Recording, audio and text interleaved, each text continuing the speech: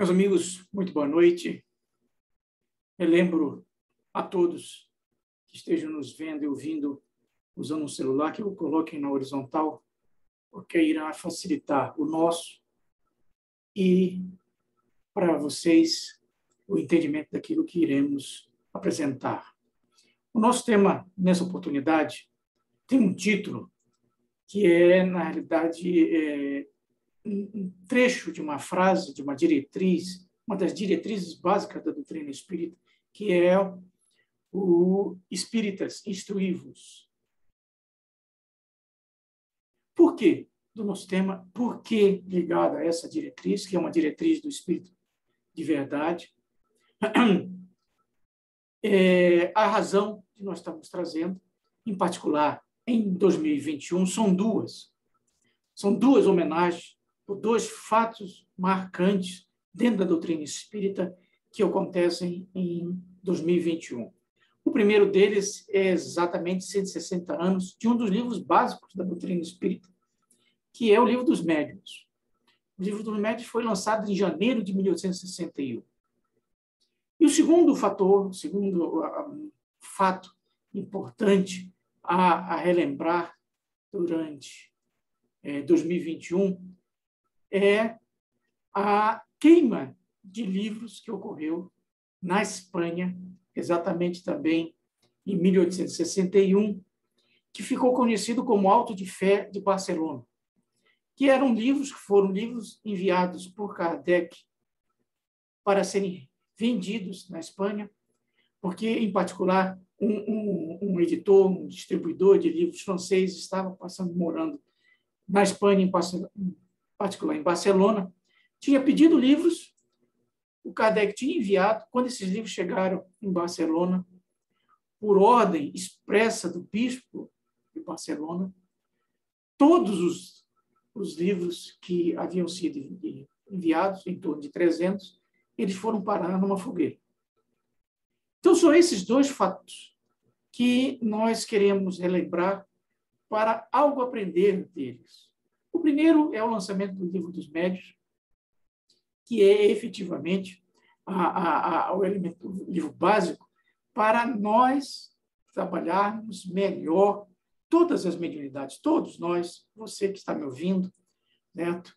Eu, qualquer um, tem uma capacidade mediúnica. Alguns outros, de forma absolutamente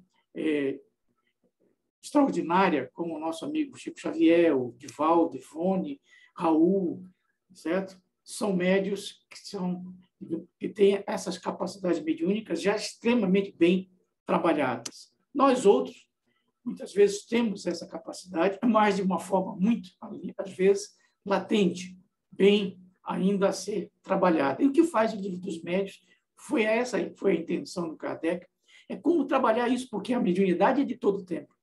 A mediunidade não tem 160 anos. O livro pode ter, mas as faculdades mediúnicas, elas sempre existiram e foram mal compreendidas. As pessoas foram para a fogueira, foram consideradas loucas, feiticeiras, bruxas, porque as pessoas não entendiam o que estava acontecendo com as pessoas. Mesmo hoje em dia, no século XXI, certo? Uma quantidade significativa de pessoas batem à porta dos hospícios, dos hospitais psiquiátricos, porque, na realidade, apresentam questões de mediunidade muito mal trabalhadas, muito mal orientadas, muito mal desenvolvidas, como se diz. Então, o Livro dos Médiuns tenta equacionar essa situação. Mas um ponto nós destacamos, porque nós consideramos extremamente relevante, é uma questão que vocês vão ter 30 segundos para responder. Para o mundo espiritual, qual é o melhor médium? Repito a questão. Para o mundo espiritual, qual é o melhor médium? O melhor médium é o que psicografou 200 livros? O melhor médium é aquele que faz o maior número de curas? O melhor médium é aquele que vê melhor a espiritualidade? Qual é o melhor médium? De acordo com o plano espiritual, e em particular, o nosso amigo Bino Teixeira, que foi um médium, certo? Que trabalhou na Federação Espírita Brasileira no século passado, ele, através do próprio Chico Xavier, numa mensagem, ele diz: o melhor médium para o mundo espiritual não é aquele que seja portador de múltiplas faculdades, mas é aquele que esteja sempre disposto a aprender e sempre pronto a servir. Entenderam? Muitas vezes, dentro da doutrina espírita, se entende que o melhor médium é aquele que tem todas as faculdades mediúnicas totalmente desenvolvidas, trabalhadas. Isso é importante. Isso reflete um trabalho de séculos. Mas, para a espiritualidade, o melhor médium é aquele que está sempre disposto a aprender. Eu instruí-vos. E mais do que isso, e não apenas aprender, a exercitar, a servir, a trabalhar sempre, durante toda a sua existência. Exercício de mediunidade não tem aposentadoria.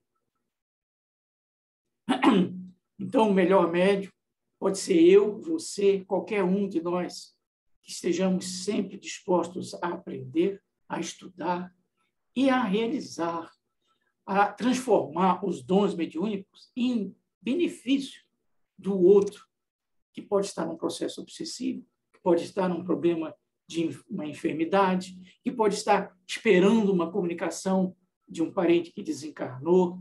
São essas mediunidades que estão aí, mas que muitas vezes ficam totalmente tolhidas, porque não são lapidadas pelo estudo e nem exercitadas pelo trabalho. Mas uma outra questão, esta posta pelo próprio Kardec, qual é a maior mediunidade a ser desenvolvida? A de cura? A de psicografia? A de comunicação? A de materialização? Qual é a maior mediunidade a ser desenvolvida? 30 segundos para pensar. Passou o tempo. A resposta, desta vez, não é nem do nosso amigo Albino Teixeira, ou de qualquer outro médium, ou mentor da espiritualidade, é o próprio Kardec, no livro dos Médiuns, que ele diz: a maior mediunidade que um homem pode desenvolver é a capacidade de amar. É a capacidade de amar, ou seja, de transformar os seus sentimentos mais puros, mais elevados, em algo positivo para si e para o outro. O melhor médium é aquele que está sempre posto a estudar e a trabalhar. E a maior mediunidade é desenvolver a sua capacidade de ser bom, de melhorar, de amar, de servir. Isso e mundo de outras coisas o Livro dos Médiuns nos traz. E o outro ponto importante, que é o Auto de Fé de Barcelona, que é esta queima de livros, que, como o próprio Kardec, à época, disse: se pode queimar os livros, mas não se queima as ideias. E a doutrina espírita veio quebrar, àquela época, aquilo que a nossa amiga Joana de Ângeles chama como uma conspiração do silêncio. Quando se tentou queimar os livros, não estava se tentando queimar fisicamente 300 obras, estava se tentando manter o silêncio perante o quê? Perante a informação, perante os ensinamentos que a doutrina espírita estava trazendo de imortalidade, de reencarnação, de justiça divina, de ideia de que seja Deus. Essas ideias é que precisavam ser tolhidas, queimadas, mantidas no silêncio. Essa foi a ideia por trás da queima. É por isso que a doutrina, o Kardec, e durante séculos e décadas, a doutrina espírita foi, muitas vezes, perseguida, foi tentada ser tolhida. Por quê? Porque ela traz essas ideias que não são da doutrina espírita, de imortalidade, de reencarnação, de justiça divina, né? Que a humanidade passou milênios sendo, muitas vezes, postas em silêncio. Apenas alguns sabiam, os iniciados, os sacerdotes, aqueles que estavam nos templos, ficavam como proprietários, donos dessas informações, né? O achavam e justificavam porque as pessoas não estavam preparadas. Na maioria das vezes, não era nem uma questão de preparo das pessoas ou de amadurecimento, mas que esta informação, certo, era uma forma de controle delas, de poder delas. Então, são esses dois grandes fatos que nós, espíritas, precisamos estar alertas. O primeiro, a questão do desenvolver, do exercitar a mediunidade. E o outro, ficar atento que, muitas vezes, a informação, o conhecimento que nós já temos, é um conhecimento que não pode ficar no silêncio.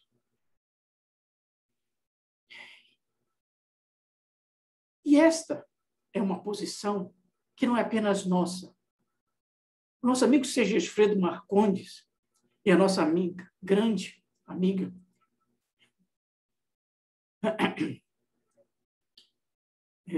Noêmia, dizia que o Sergefredo dizia que o espiritismo tinha matado a morte, porque ele tinha matado a ideia que morte é desaparecer, que morte é o nada.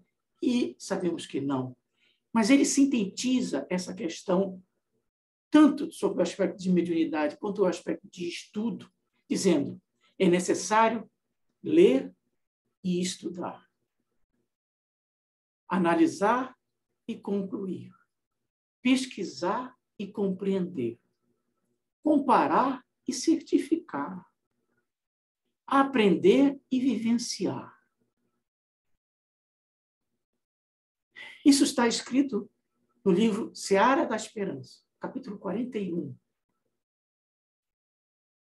Essas palavras do nosso amigo Sergefredo Marcondes, aí de Cachoeira, elas são a síntese de um mantra do Kardec, que está no Livro dos Médiuns, capítulo 29, em que ele diz: é necessário estudar, comparar e aprofundar.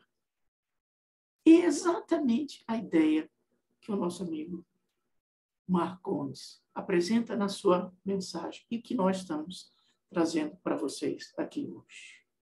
Nós queremos encerrar esse nosso trabalho de hoje sugerindo para aqueles que queiram dar, presentear ou pedir de presente livros.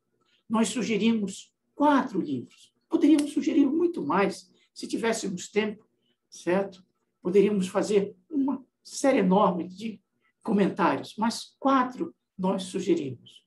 Um de 4 médios distintos, da nossa amiga Ivone, do nosso amigo Divaldo, do nosso amigo Chico e do nosso amigo Raul. Um do nosso amigo Divaldo, pela Amélia Rodrigues, é Dias Venturosos, para aqueles que queiram ver, vivenciar realmente fatos que aconteceram com Cristo, mostrar que não estão nos evangelhos, muitas vezes, de forma absolutamente clara. É o primeiro. Dias Venturosos. Segundo, é do nosso amigo André Luiz, que é o último livro da série dele, que é A Vida Continua, que é a demonstração patente que nós iniciamos a nossa caminhada do berço e não terminamos no túmulo. Terceiro, do nosso amigo Raul Teixeira, pelo nosso amigo Camilo, que é direcionada à família, que é a minha família, o mundo e eu, que são assuntos de divórcio, de separação, de drogas no lar, de educação, de festas, de heranças, assuntos relacionados a problemas, a dores, a sofrimentos dentro dos lares.